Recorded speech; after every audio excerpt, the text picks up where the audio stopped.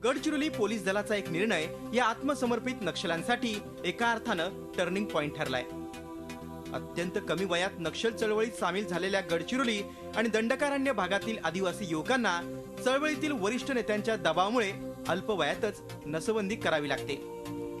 गेल्या काही वर्षात नक्षल चळवळीचं आकर्षण झपाट्यानं कमी झालंय।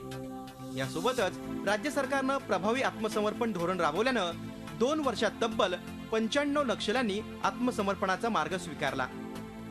समाजाच्या मुख्य प्रवाहात सामील झालेल्यांनी लग्न देखील केली आहेत।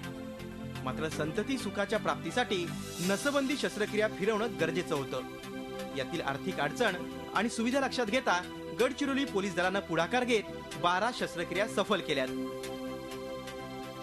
नसबंदी करने के बाद तो हाँ ऐसे रहा।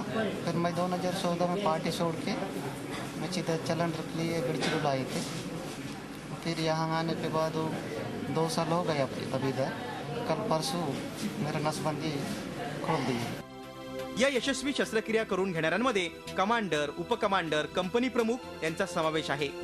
या सदस्यांनी सामान्य जीवन जगावं यासाठी गडचिरोली पोलीस दल सदैव प्रयत्न करत आहे। नक्षल चळवळीतून मुख्य प्रवाहात आलेल्या या सदस्यांच्या रोजगार आणि पुनर्वसनाची जबाबदारी पोलीस दल घेत आहे।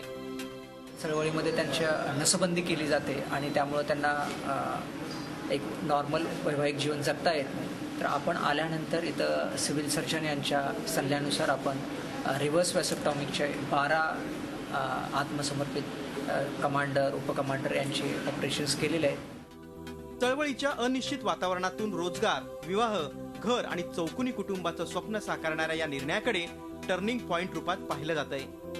Ashish Ambade, Zee Media, Gadchiroli.